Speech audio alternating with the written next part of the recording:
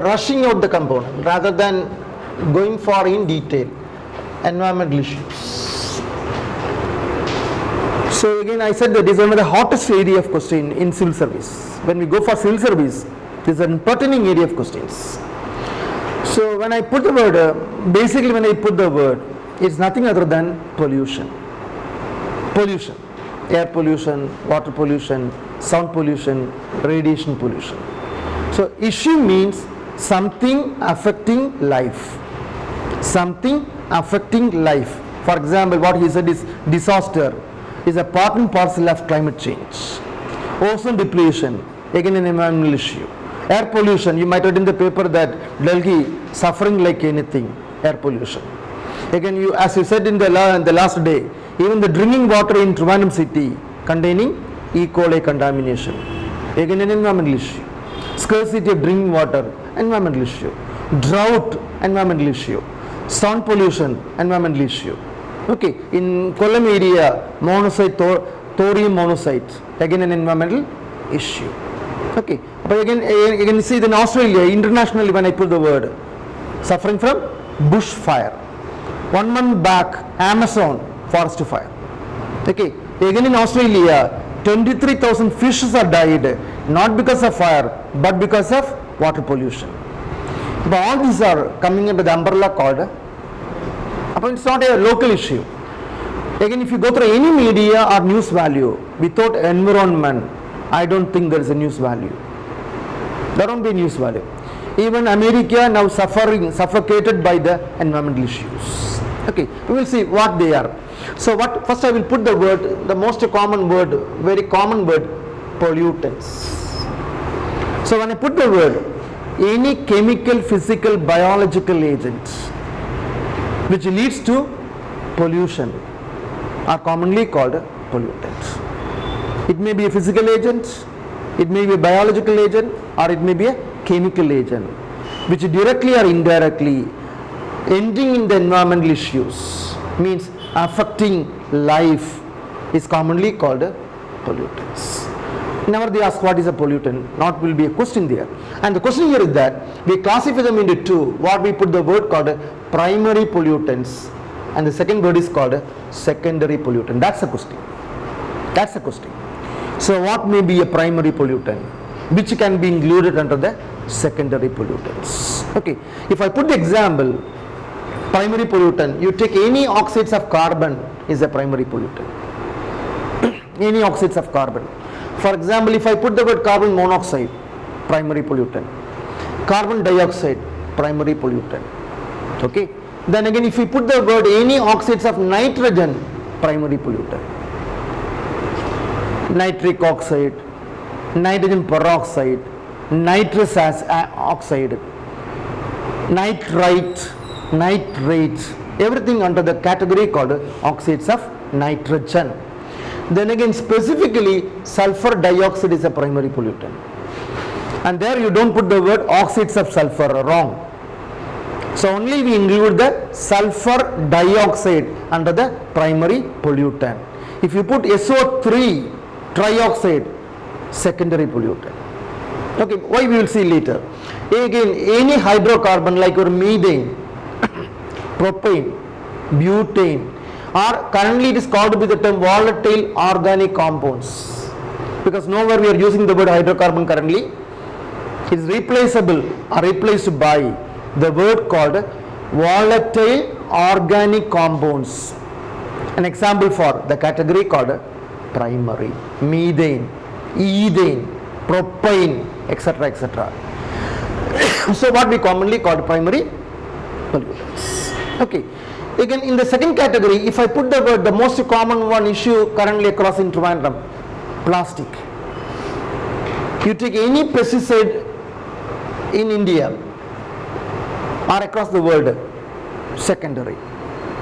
Again, I put another compound, the most common one suffered by Delhi people in 2019 November, December, peroxyl acyl nitrates. Peroxyl acyl nitrates. Again a secondary pollutant. We will see each one in detail later. So I have placed some under the primary and some under the secondary. Okay. So what will be the criteria to classify them into primary or into secondary. Why we include carbon monoxide under primary? Why we include PAN under secondary? The question is again very simple. If you want to define a primary pollutant, it is a pollutant that caused the damage in the form in which it was released. See the word there. Primary pollutant is a pollutant causing the damage in the form in which it was released. For example, if you burn paper or a woody material, it produces carbon monoxide or it produces carbon dioxide. In that form, it caused the damage without undergoing any changes. Then you brand them by the word called primary. So primary pollutant is a pollutant that caused the damage in the form in which it was released. For example, you are burning petroleum, diesel. It can produce oxides of nitrogen. It can produce oxides of carbon. In that form, damage primary. Okay. If you brand secondary pollutant, plastic, naturally not formed. So the point here is that man-made. It's created by human being. Otherwise, it is formed by the reaction between, for example, PAN, you take the example, formed by the reaction between nitrogen oxide with hydrocarbons. But naturally there is no compound called PAN. It is formed by the subsequent reaction between some of the primary pollutant like hydrocarbon with oxides of nitrogen. Then you brand them by the word called peroxyl acyl nitrate. Then it's an example for a secondary pollution. My point is, secondary pollution is either man-made or formed by the reaction between primary pollutants. Okay, primary pollutants are directly formed. Secondary pollutants are derived from primary pollutants. Point number one. See the second word. Again, if I put the word carbon dioxide, a primary pollutant. Already we said that. As you know that it is normally intaken by the plants. They go for the event called photosynthesis. And they release the compound, namely oxygen. We know that. Plants are intaking carbon dioxide, releasing the compound oxygen. We commonly brand the phenomena by the term photosynthesis. My point here is that primary pollutants are to an extent naturally recyclable. Simple. The word is recyclable, naturally. But none of the secondary pollutants are recyclable naturally. You have to employ some synthetic method. So natural recyclable are primary, non-recyclable are secondary. Okay, so again the meaning is again very simple. These are degradable. These are non-degradable biologically or naturally. Okay, biodegradable are. This non-biodegradable are. Second point. Point number 3. Comparing primary pollutants, secondary pollutants are acutely toxic, more dangerous. So we normally brand them as the more toxic compound by the word called a secondary pollutant. So more toxic. These are less toxic. And these are the 3 points by which we normally categorize the pollutant into primary or into secondary. Okay, so that's the point number 1. What are primary, what are secondary, why they are classified into primary or into secondary. Clear? Clear. Point number 1. What are primary, what are secondary, what are the criteria employed for categorization. Okay, so the second point is, again we will see duster. Thank you. So we will go into the example. So I will take the example carbon monoxide, the point number 1. So I will put the example carbon monoxide.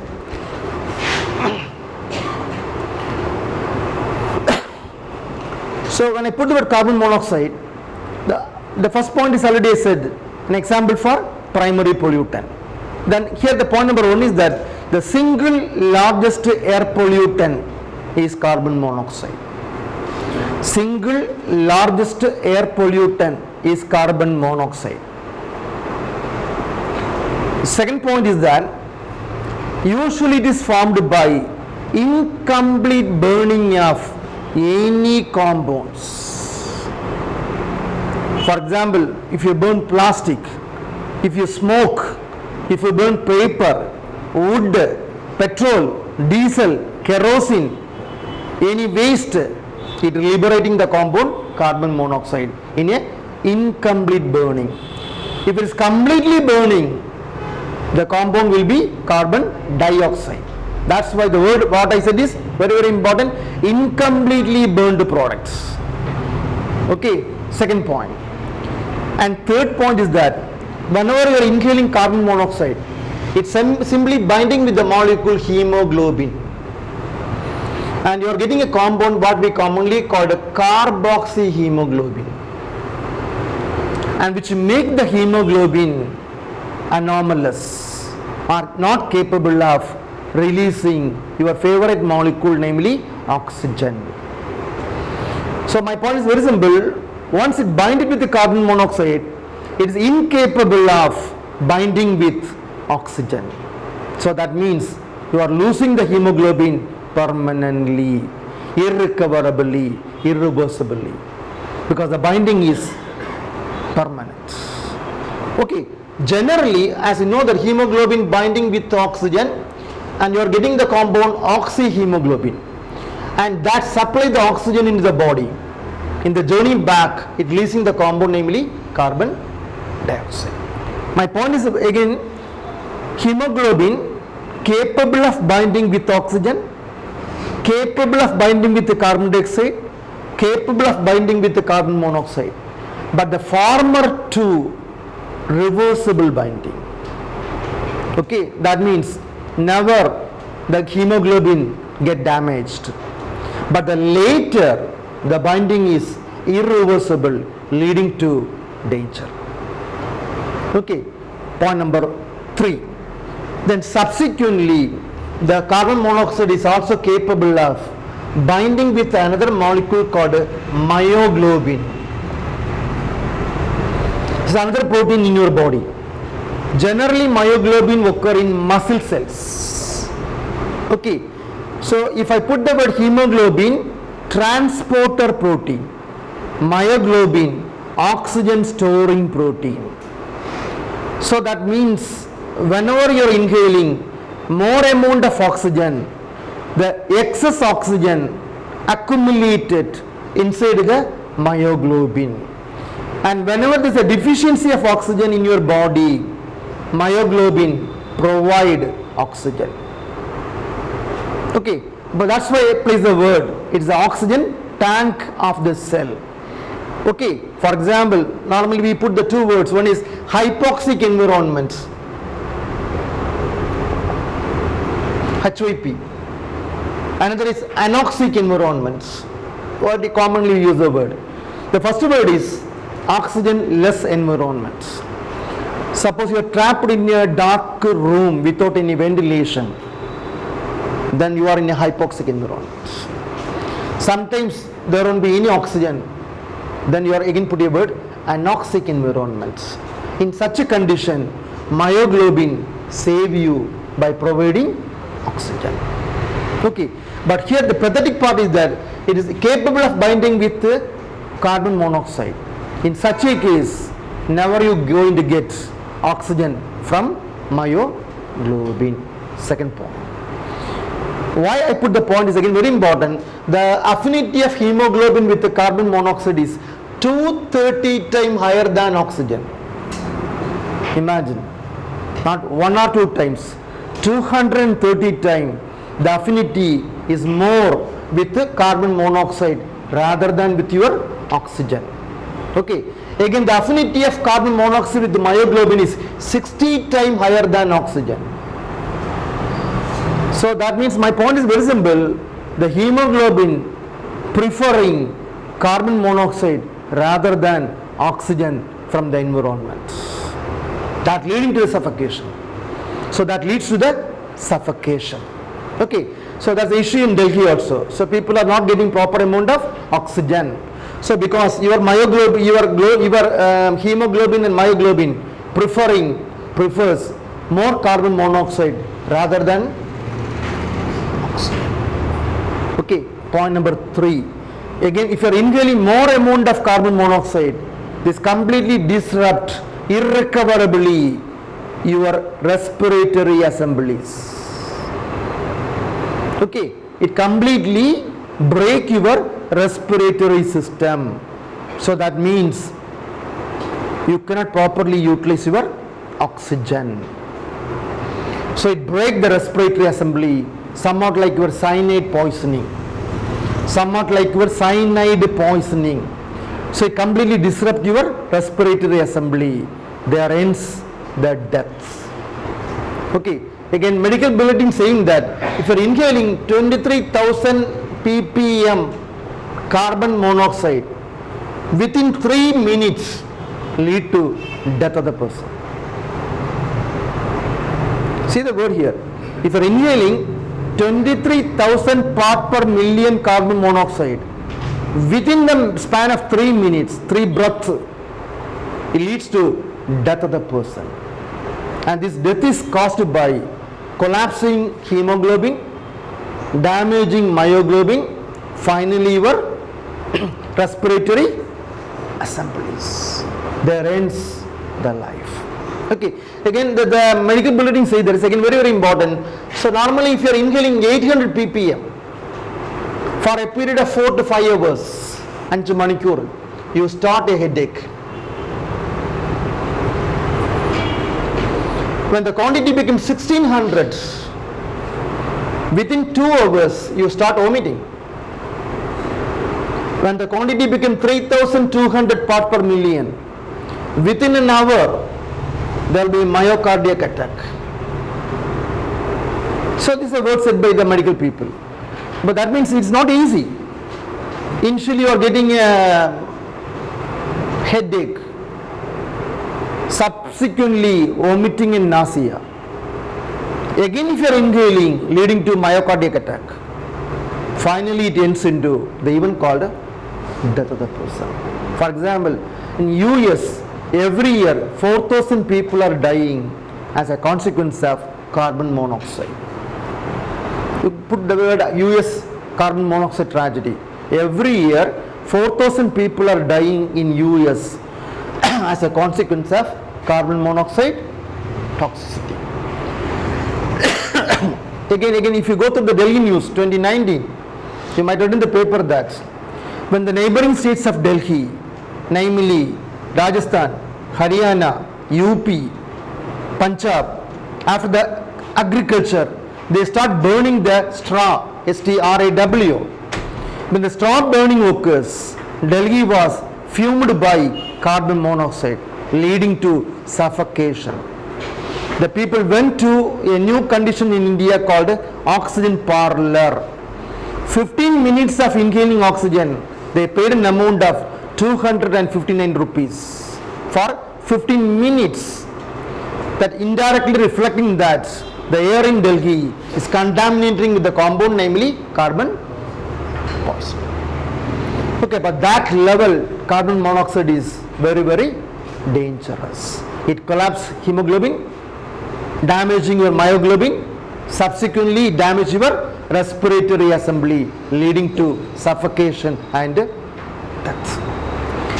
Okay, that's why again if you go through the data bank in Delhi, one of the data banks saying that Delhi maids have got 10 years less than their span of life. Got the point? So that means they are going to die before 10 years because of high level of intoxicity caused by the compounds like carbon. Okay, then again see another very interesting point is that in the early days we start using carbon monoxide as a preservative. For example, you go through any tinned food, TINNED, supplied by the foreign companies or foreign agencies, where the preservative used is carbon monoxide. It's commonly employed as a preservative. is commonly employed as a preservative. Okay, so when I use the word preservative, why carbon monoxide is used as a preservative rather than anything across? Why the multi-corporate company still using carbon monoxide as a preservative rather than any other chemical? Because the point is very simple. Whenever they are using carbon monoxide, it binds with the myoglobin, make the food cherry reddish in color. Okay, that means it look like fresh. So that's the why globally they employed CO as a preservative. That's also a good question. CO is used as a preservative because it binds with the myoglobin, make the food into cherry reddish in color, look like always fresh. Okay, and currently we banned CO as a preservative because of these issues. Okay, then again see another word is again very important, carbon monoxide oximeter, OXY. Carbon monoxide oximeter is an instrument used for measuring oxygenated hemoglobin count in your body. Is an instrument used for measuring oxygenated or simply healthy hemoglobin count in your body. The option at the measurement of carbon monoxide, wrong. The answer is measuring healthy hemoglobin count by using the instrument called carbon monoxide oximeter. That's another question possibly. But this is a way of question in the question paper. Again, as I said, there's no medicine you have. No medicine you have. Okay. So again, there's one treatment is available universally, what we commonly call with the term hatchboat. ഒരു 3 മാസം മുമ്പ് air India flight after rising, it was re-landed in Trivandrum. By the pilot warned the patient, please put your mask. If not, the entire passenger in the flight may be collapsed to death. പേപ്പറിലൊക്കെ വലിയ news ആയിട്ട് വന്നതാണ്. അന്നും പേപ്പറിനകത്തൊന്ന് വാക്കാണ് hatchboat treatment is given by the pilots through mask.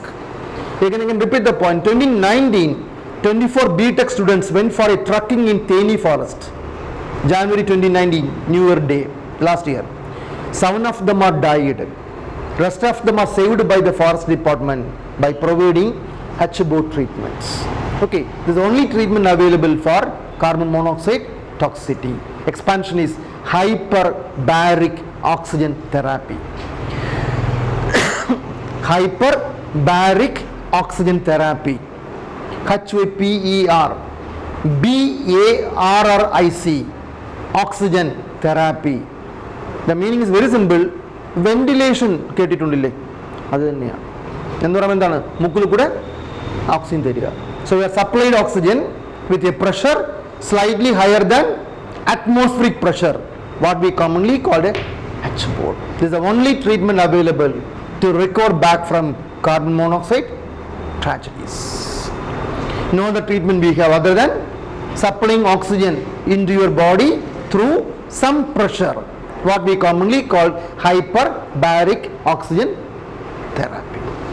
Okay, then again I can put in another way of questioning, then what should be the ambient level of carbon monoxide in the atmosphere? If so, this issue you have, then what should be the level of carbon monoxide in the atmosphere? The answer is again very simple, 0.01% or part per million. You can put the word part per million.